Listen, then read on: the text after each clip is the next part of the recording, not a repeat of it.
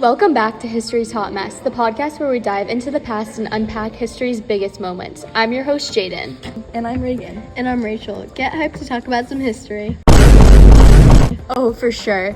Today we're diving into one of the juiciest moments in history, the tale of Henry VIII and how he managed to split the Church of England right down the middle for his own personal gain. Spoiler alert, it involves a lot of drama and some seriously questionable narratives. Yes, the ultimate love triangle, except instead of a regular person, there's a pope. And instead of a breakup, an entire religion breaks apart. This is definitely the most dramatic breakup in history. Except it wasn't just King Henry VIII and Catherine of Aragon who were affected. Over time, King Henry VIII's Church of England shaped many aspects of England's religious, social, and political views. Let's give some context. Little baby Henry was born in 1491 to King Henry VII and Elizabeth of York. He was born into the Tudor dynasty, which began right after the War of Roses that occurred in 1487. Henry's childhood is little known because he was the second son, therefore overshadowed by his older brother Arthur, the Prince of Wales. At this time, during the late Middle Ages, Europe was mostly Catholic, although many did not understand what they believed, so the church was going through a time of real doctrine confusion.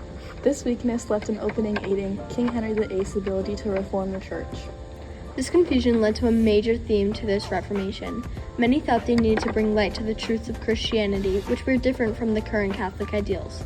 When his father, Henry VII, died on April 21, 1509, Henry VIII succeeded him to the throne on the same day at the ripe age of 17. Okay, so Henry's first big move is to marry Catherine of Aragon. Now, Catherine was the aunt of Charles V, the Roman emperor, so together they had big connections. They thought it was going to be the power marriage of the century. Unfortunately for Henry, though, no sons. Fun fact, Catherine was actually originally married to Arthur, his older brother. Talk about a sibling rivalry. Unfortunately, this brotherly feud ended with Arthur's death on April 2, 1502, and so Catherine was widowed and later remarried to Henry in 1509. Because she only gave him one child, which was a girl, people in the family began to dislike her because she left the stability of the Tudor dynasty in question because women could not be rulers. Exactly, so Henry starts thinking, what if I, get a new wife? Enter Anne Boleyn, a younger, more glamorous lady-in-waiting. Anne Boleyn was smart, charismatic, and ambitious, and when she caught Henry VIII's eye, she wasn't just looking for a royal marriage. She was aiming to change England's future.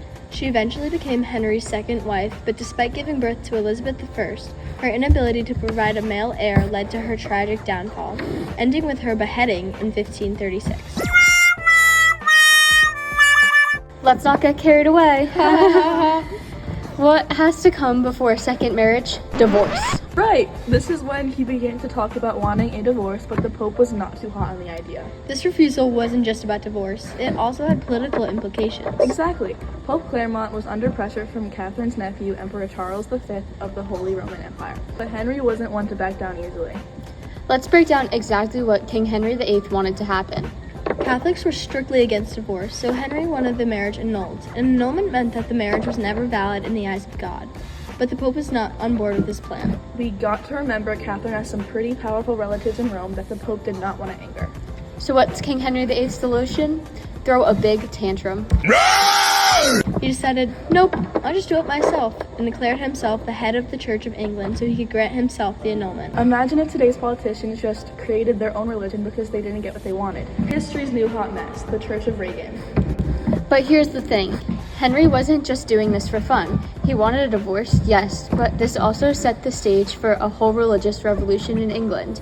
Suddenly the king, not just the Pope, was in charge of religious matters. So Henry created the Church of England, which is basically a state church independent of the Pope. Reagan, can you walk us through the key moments in this break with Rome? Sure. In 1521, Henry VIII wrote a book called Assertio Septem Sacratorium Adversus Martyrem Lutherum, Defense of the Seven Sacraments against Martin Luther, which defended the Seven Sacraments. Pope Leo X was impressed with Henry's defense of the Catholic Church and awarded him with the title Fidei Defensor, Defender of Faith, on October 11, 1521. Right, so these writings represent a point in Henry's reign where he was still firmly aligned with Catholicism. Exactly. Additionally, in 1527, in the midst of the Italian Wars, the Pope was imprisoned during the sack of Rome, where the city was looted and destroyed by unpaid troops. This conflict showed how vulnerable the papacy was.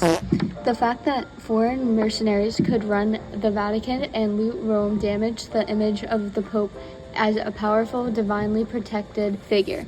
Rome, as a heart of the Catholic Church, was tarnished, leading many to question the strength and divine favor of the Church. You got it. This event caused the Pope to have less dominance in politics. Years after, in 1533, Henry secretly married Anne Boleyn after his marriage was declared invalid by Archbishop Thomas Cranmer. That same year, the Act of Supremacy was passed, which declared Henry the supreme head of the Church. So, in short, Henry VIII now held extreme political power and also religious power. This was a bold move. Henry got his divorce, but at what cost? One of the consequences was the dissolution of monasteries. Monasteries were a part of the Catholic Church's power as they held massive amounts of wealth. Henry's lifestyle and such needed lots of money to fund it, so in destroying the monasteries, he gained their wealth and land, along with taking its influence. This was the Act of Suppression in 1536, which allowed for small monasteries that didn't take in a lot of money to be shut down.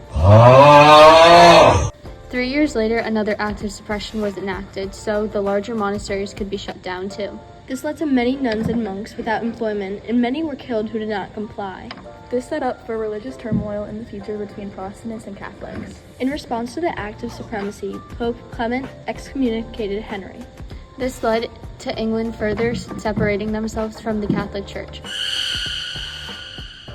This also changed the relationship between the monarchy and the church. We need to remember King Henry VIII was not the only person living in England at the time. That's right, his decisions didn't just affect himself, but all the people of England. Henry VIII's newly developed power in both religious and secular departments of England made himself richer. This led to a lot of disapproval from people in English society. Die-hard Catholics were against the split completely. From a political standpoint, they caused rebellions in attempts to get the church to revert back to the way it was. One example of a rebellion against the church changing was the Pilgrimage of Grace, which went down in 1536. This rebellion specifically targeted changes that occurred to the monasteries. But when the rebellion failed, it reinforced the strength of the Act of Supremacy, showing how strong of an influence King Henry VIII had on England. Henry VIII really knew how to stir the pot, huh? Right? But enough about the royal drama. Now let's switch gears and dive into international affairs. Because nothing says power shift like a little global influence. Let's see how England was affecting lives beyond its own borders. The English Reformation impacted England's relationship with not just Spain, but also France. Francis I had originally shown sympathy for Henry in his situation with annulment, but he was inconsistent with his support as he did not want to anger the Holy Roman Emperor, Catherine's nephew. England, France, and the Holy Roman Empire's dynamic was frequently shifting in partnership with each other. This led to the formation of the League of Cognac, which consisted of England, France, and some Italian states, to go against the Holy Roman Empire. The English Reformation helped put an end to the rivalry between England and France, joining forces to defeat the Holy Roman Empire. Yippee! Now let's talk about Henry's legacy. Okay, so Henry VIII had 3 children who each played pivotal roles in English history. His first daughter, Mary I, born to Catherine of Aragon, became queen in 1553 and is remembered for her attempts to restore Catholicism, which led to the persecution of Protestants. His second daughter, Elizabeth I, born to Anne Boleyn, succeeded Mary and became one of England's most renowned monarchs, leading the country through a golden age marked by cultural flourishing and the defeat of the Spanish Armada. Henry's only son, Edward VI, born to Jane Seymour, became king at the age of 9, but his reign was short-lived as he died in 1553. However, his rule saw significant Protestant reforms in England. Looking at the big picture, this Reformation still affects society today. A whole new religion was created, Protestantism, and thousands of people based their entire life around this religion. Protestantism isn't just one religion. It's an umbrella term that many religions fall under, such as Lutheranism, Episcopalianism, Pentecostal, and many others. Think about how much your religion affects your life. It's not uncommon for people to make serious life choices based on their religion, such as where they live. This Reformation changed the lives of everyone in English society, whether they were religious or not. In the end, the reality is that over time, King Henry VIII's Church of England shaped many aspects of England's religious, social, and political views. And to think it all started because Henry couldn't get a son and decided to take matters into his own hands.